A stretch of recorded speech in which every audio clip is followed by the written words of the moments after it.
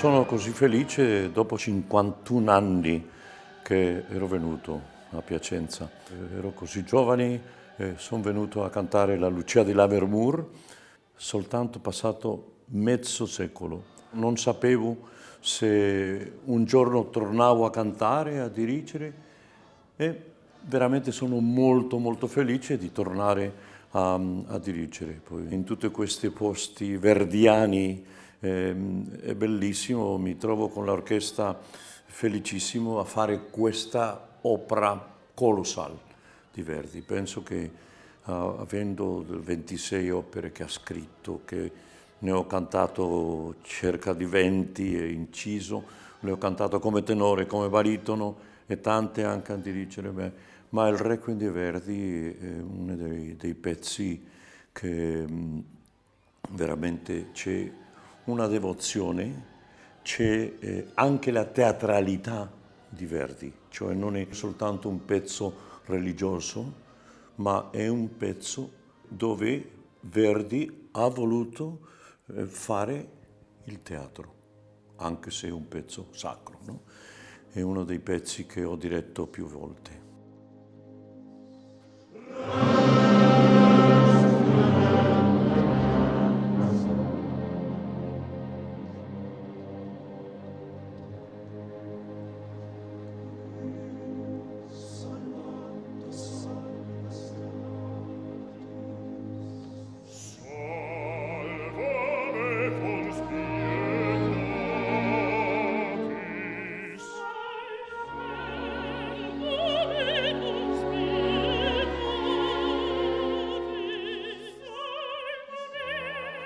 Questa tremenda tragedia che ci ha colpito al mondo intero,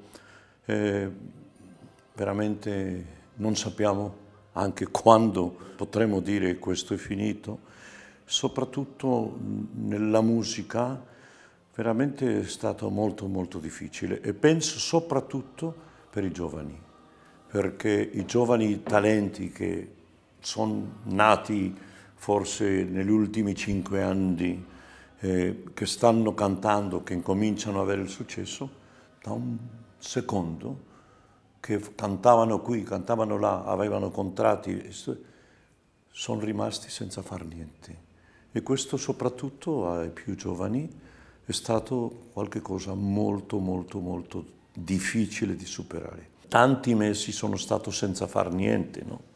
Da febbraio fino a agosto non avevo fatto niente. Dopo d'agosto abbiamo incominciato un pochino e tutto, poi si ferma, si aprono, poi ai contratti, poi devono cancellare per secondo le regole delle nazioni. Le uniche 2 nazioni che hanno tenuto sempre i teatri aperti è stato la Spagna e la Russia. Non hanno chiuso un giorno, non so come hanno fatto, ma veramente il problema più grande, come abbiamo incominciato questa risposta, è per i più giovani.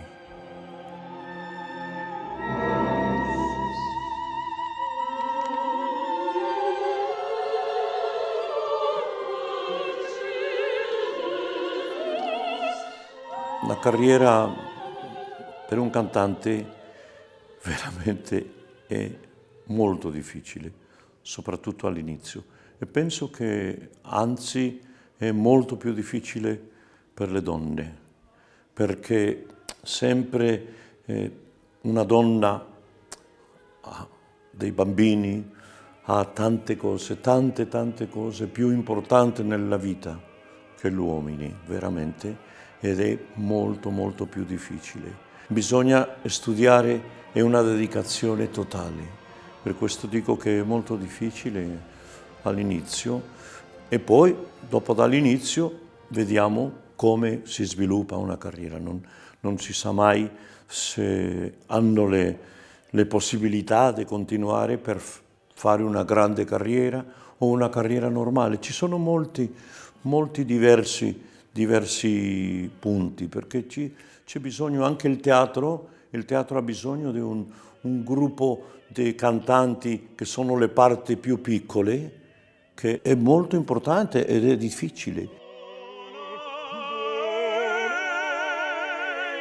Noi, per esempio, col mio concorso di Operalia, che adesso faremo 27 anni che lo abbiamo fatto ogni anno, soltanto purtroppo l'anno scorso abbiamo dovuto saltare, ma lo faremo a Mosca, in Russia, in ottobre. Non c'è un teatro nel mondo dove non ci siano vincitori di Operalia. E allora è una strada, questi concorsi servono per scoprire questi talenti. Allora speriamo che possiamo continuare avanti e sviluppare queste voci straordinarie. Oggi anche c'è una cosa che non esisteva nei nostri tempi quando eravamo giovani. I nostri genitori dovevano pagare per le lezioni, per studiare l'italiano, il francese, il tedesco, per andare a fare il repertorio, per andare a studiare con un direttore che ci insegnava anche come recitare, non soltanto come cantare. Oggi quasi tutti i teatri hanno un programma per giovani cantanti. Questa è una benedizione per loro, perché ci sono cantanti già ritirati che vanno a questi teatri a essere professori e a insegnare ai cantanti, e questo è qualcosa che non esisteva prima e adesso è un grande aiuto, perché in tutti i teatri, sia nell'Europa sia agli Stati Uniti, addirittura in paesi che prima non si pensava neanche che potevano cantare.